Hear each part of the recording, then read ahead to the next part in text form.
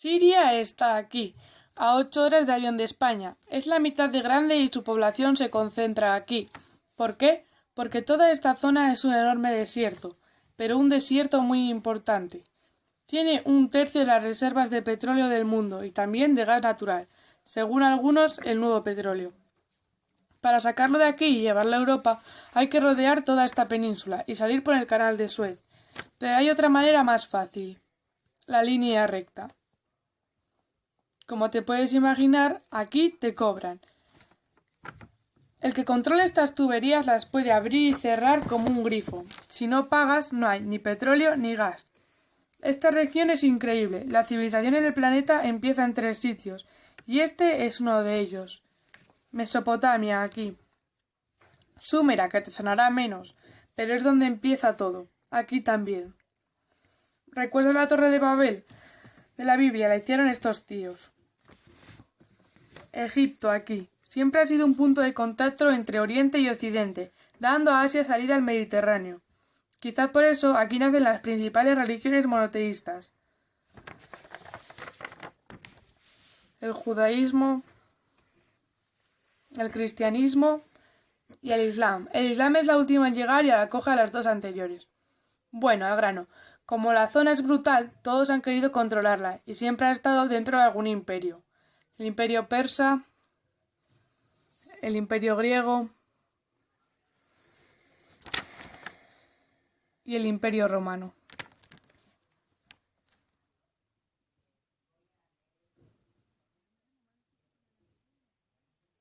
El imperio romano finalmente termina partiéndose en 2 y solo queda esto. Ahora es cuando la última religión monoteísta, el Islam, construye su propio imperio. ¿Te acuerdas de las cruzadas? Pues son los europeos cristianos intentando recuperar esta zona de la que estamos hablando. Los últimos en llegar son los turcos, que ojo, no vienen de Turquía, sino de muy lejos, en Asia. Junto con Gengis Khan lo conquistan todo y fundan el Imperio Otomano. El Imperio Otomano se queda aquí hasta la Primera Guerra Mundial, 600 años. Cuando acaba la Primera Guerra Mundial, aparecen pequeños países donde antes estaba el Imperio Otomano y por primera vez vemos en un mapa a Siria, a Irak, Arabia, Jordania, Palestina y Turquía. ¿Y quién se inventa estos países? El acuerdo de Sykes-Picot. Los franceses y los ingleses no podían derrotar solos el Imperio Otomano, solo podían si los apoyaba la gente que vivía dentro, en su mayoría árabes. ¿Cómo se los ganaron? Les prometieron la Gran Arabia, un país solo para ellos. El único problema es que era un timo. Antes de seguir, recuerda una cosa. Los árabes son un pueblo, no una religión. Un árabe puede ser musulmán, cristiano o judío. Pues a los árabes no les dieron ese único país prometido. En su lugar, franceses y británicos crearon muchos países pequeños. Estos países no eran países de verdad, sino zonas bajo su control. Con gobernantes puestos por ellos, durante el tiempo hacen lo que quieren con la zona. Recuerda que hay petróleo. Siria, aunque no tiene grandes reservas, tiene fácil salida al mar. Y Francia, que es la que se ha quedado con Siria, se la da a compañías extranjeras después de la Segunda Guerra Mundial. Los europeos se van. En el caso de Siria, son echados a patadas. Pero antes de irse, crean otro estado. Israel. Sus vecinos no lo reconocen.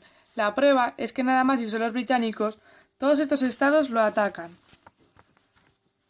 La zona a partir de ahora va a ser una bomba de relojería. ¿Y mientras qué pasa en Siria? Bueno, pues no es muy estable, tiene golpes de estado constantes.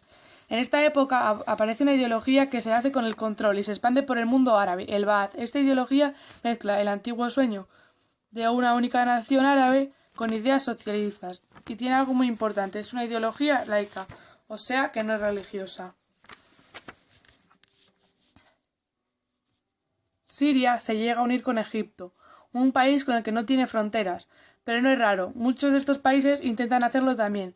Como recuerdas, se les había prometido un único país y las ganas las seguían teniendo, pero la unión falla.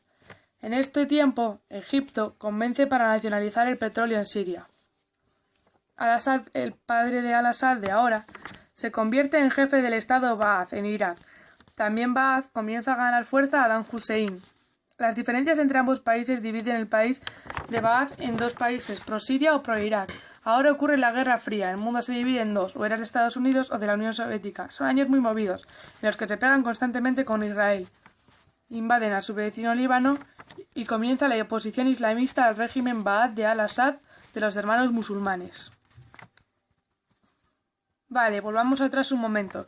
Recuerda que la mayoría de árabes eran musulmanes, pues dentro de los musulmanes hay dos ramas fundamentales, los suníes, la mayoría, y los chiíes. En caso de Siria, a pesar de ser un estado laico, los gobernantes de Al-Assad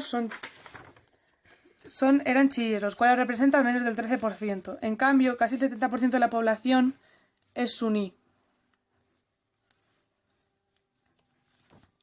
Un dato curioso es que los cristianos son casi el 10%.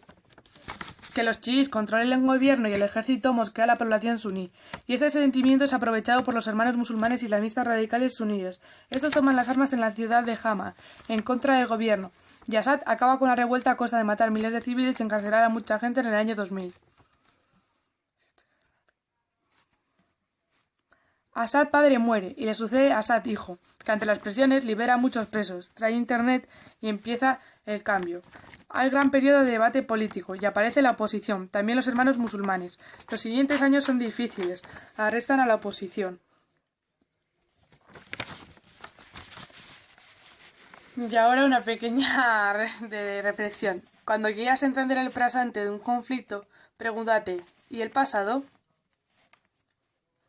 Hay cosas que no pueden ser representadas en un mapa, como el sufrimiento de la población atrapada en esta situación sin ninguna culpa.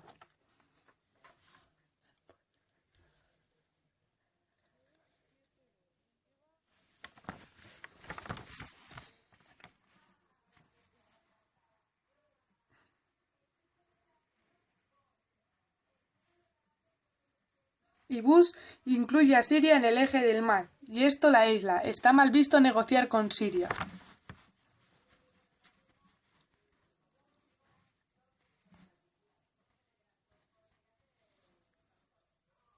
Los kurdos, un pueblo que vive repartido por varias zonas de esta, comienzan a protestar también.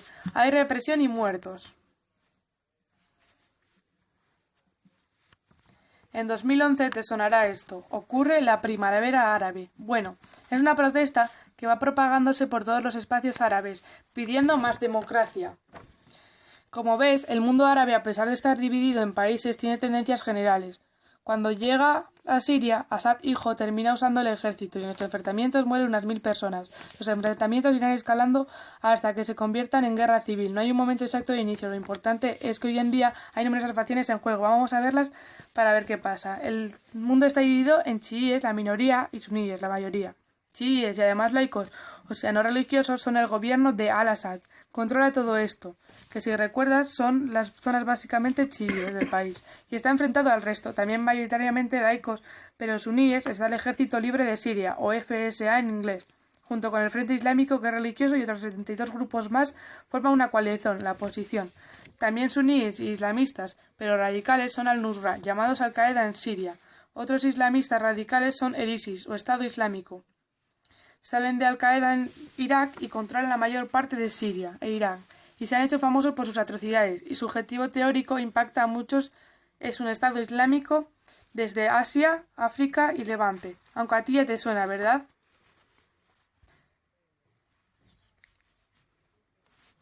En naranja tenemos al pueblo kurdo, que recordarás porque el presidente Al-Assad lo reprimió, al igual que gobiernos de países próximos también lo hacen ahora. Controla militarmente esta zona.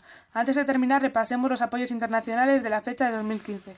Las fuerzas de Al-Assad son apoyadas por Rusia, Irán y China, todos países de Oriente. En contra de Assad, apoyando a la oposición, luchan Estados Unidos, Turquía, Francia, Gran Bretaña y Arabia Saudí. Podemos terminar con algunas conclusiones.